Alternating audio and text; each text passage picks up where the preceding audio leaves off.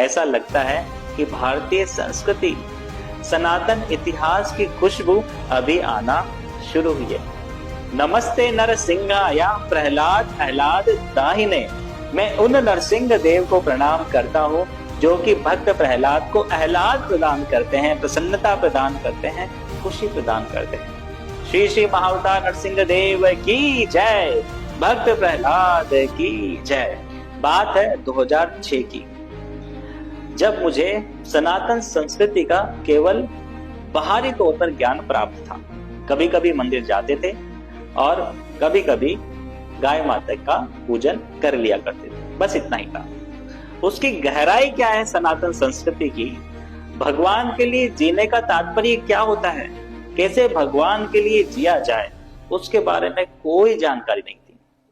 बस जो सामान्य तौर पर प्रचलित था वही जीवन था। जैसे कि अगर कोई मूवी सिनेमा घर में आ रही है तो किसी भी तरह करके उस मूवी को देखने जाना, कोई अगर पार्टी ऑर्गेनाइज कर रहा है, इधर उधर के गानों पे डांस करना, नाचना कूदना, यही लगभग जीवन सीमित रह गया था। तो 2006 में जब मैं फर्स्ट ईयर में था तो उस समय मूवी रिलीज हुई थी धूम 2। तो कॉलेज फ्रेंड्स के साथ प्लानिंग बना कि हम मास बंक करेंगे। मास बंक होता है कि फैकल्टी के आने से पहले, शिक्षक के आने से पहले सभी जो स्टूडेंट्स है, जो विद्यार्थी, वो डिसाइड करते हैं कि अभी हम क्लास से भाग जाएंगे, कॉलेज की दीवारों से कूद के कहीं और चले जाएंगे, एक भी बच्चा क्लास में अवेलेबल नहीं रहेगा, उपलब्ध नहीं रहेगा। तो इसे बोलते हैं मास बंक। तो सभी ने मास बंक किया और चले गए ईपी, एंटरटेनमेंट पैराडाइज, जो कि जयपुर में एक सिनेमा हॉल का नाम है। वहां पर गए, मूवी वगैरह देखी। फिर उसके कुछ दिनों बाद हमारी क्लास में एक डिवोटी आते हैं, इस्कॉन बैंगलोर से वो थे। उनका नाम था श्रीमान अमितासन प्रभु जी। क्लास में आकर वो हमें कुछ बोलते हैं, जैसे we invite you for wonderful seminar of Bhagavad Gita. जब मैं ये सुना तो दंग रह गया। ओह, क्या स्वामी जी है, पढ़े लिखे लगते हैं, अंग्रेजी भी बोल लेते हैं। क्योंकि मैं था हिंदी मीडियम से और पहली बार कॉलेज के फर्स्ट सेमेस्टर में हमें अंग्रेजी किताबें पढ़ने को मिली थी। तो मेरे लिए थोड़ी ये बड़ी बात थी कि अगर कोई अंग्रेजी बोल रहा है और उसमें स्वामी जी, क्योंकि मैंने अपने ग्रामीण एरिया में जितने भी जो गेरुआ वस्त्र के जो लोग थे उन्हें देखा था। कोई बीड़ी फूंकता था, कोई चलम पीता था, कोई कुछ और खाता पीता था। तो ये चीज मेरे दिमाग में थी। तो मैंने जब पहली बार देखा कि एजुकेटेड स्वामी जी है कोई, वो गीता क्लास कर रहे हैं, तो मुझे लगा चलना चाहिए। तो हमारी मित्र मंडली तैयार हुई और हम सभी लोग उनके गीता कोर्सेस और गीता क्लास में जाने लगे। धीरे धीरे फिर जो हमारी सनातन संस्कृति की जो गहराई थी वो पता चला कि भगवान के लिए कैसे जिया जाए। पता चला कि भक्ति का एक गूढ़ अर्थ क्या होता है, कैसे अपने आप को भगवान के चरणों में समर्पित किया जाए। ये सब जानने के बाद मुझे पता लगा कि जो भी हम लोग देख रहे थे अब तक, जो भी सिनेमा, फिल्म और कोई पार्टी वगैरह में गए, ये सब एक तरह से दिमाग में एक कचरा भरा गया था। एक तरह का खोखलापन हमारे दिमाग में भर दिया गया था। कोई संस्कृति का ज्ञान नहीं, कोई नॉलेज नहीं, कोई गीता नहीं, कोई अपने परिवार और सनातन संस्कृति के लिए सम्मान नहीं। इतना सब कुछ समझने के बाद 2007 के बाद मैं कोई मूवी देखने सिनेमा गया ही नहीं।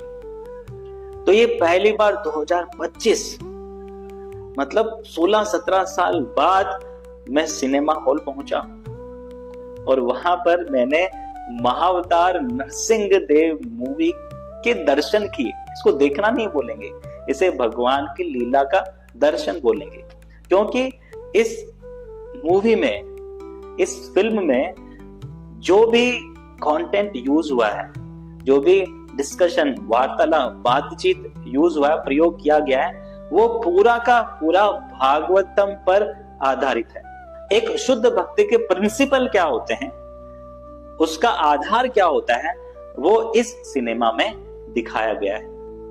मैं सही बता रहा हूं कि अगर आप इस सिनेमा को देखे हैं तो आप महसूस करेंगे कि एक शुद्ध भक्ति क्या होती है, एक भक्त का जीवन क्या होता है, वो किस तरह से सोचता है, किस तरह से उसका व्यवहार होता है। तो ये सब हमें जानने को मिलेगा, क्योंकि भक्ति हमारे सनातन इतिहास का, सनातन संस्कृति का एक अहम हिस्सा है।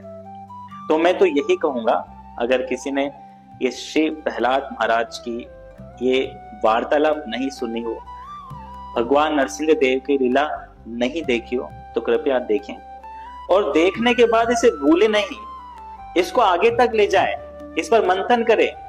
श्रीमद् भागवतम में इसके बारे में और डिटेल में और विवरण में आप इसका अध्ययन करें और अपने जीवन में भी भक्ति की शुरुआत करें, क्योंकि भगवान धुरी है और उसके चारों तरफ चलना ही मानव जीवन है, इसके अलावा सब व्यर्थ है।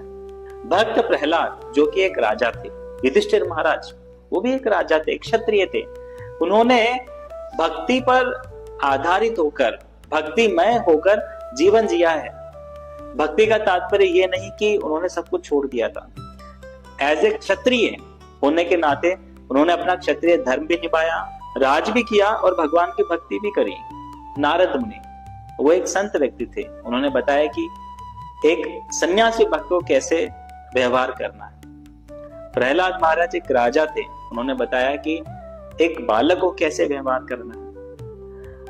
अर्जुन वो स्वयं एक राजा थे, युद्ध के क्षेत्र में कैसे आपको अपने जिम्मेदारियों को निभाना है, फिर भी भगवान की भक्ति कैसे करनी है। तो भगवान की भक्ति जीवन के किसी भी पायदान पर खड़े होकर की जा सकती है। अब प्रश्न आता है कि इस कलयुग में, भक्त प्रहलाद तो सत्युग की बात है, इस कलयुग में हम भक्ति कैसे करें? वो भी बहुत साधारण है। श्री महाअवतार नरसिंह देव, भगवान कृष्ण, भगवान विष्णु स्वयं और उनके करुणा अवतार स्वरूप श्री चैतन्य महाप्रभु बहुत साधारण तरीके से भक्ति करना बताते हैं। करना क्या है? आप जहां पर हो आप वहीं रहें, बस केवल भगवान का नाम जाप करें। जैसे हरे कृष्ण कृष्ण कृष्ण हरे हरे, हरे राम राम राम हरे हरे। तो इस मंत्र का उच्चारण आप निरंतर कर सकते हैं। कुछ नंबर आप फिक्स कर सकते हैं कि मुझे रोज 1 माला करनी है, 108 बार करना है, 2 माला करनी है, 4 माला करनी है, और नित्य भागवत अध्ययन करना है, क्योंकि भागवत भगवत स्वरूप है। भगवान का कलयुग में अवतार है श्रीमद् भागवतम। जैसे भक्त प्रहलाद की कथा भागवतम में आती है, वैसे कई सारे भक्तों की कथा, भक्तों की लीला श्रीमद् भागवतम में लिखी हुई है। तो आप सभी से विनम्र निवेदन है कि आप नित्य भागवत पढ़ें। दूसरा, भक्तों का संग करें जो सिंसियरली भक्ति में आगे बढ़ना चाहते हैं। तीसरा, भगवान का नाम जप करें। तो फिर आप कलयुग में रहते हुए भी भगवान की भक्ति में आगे बढ़ सकते हैं। हरे कृष्ण। श्री नरसिंह देव भगवान की जय।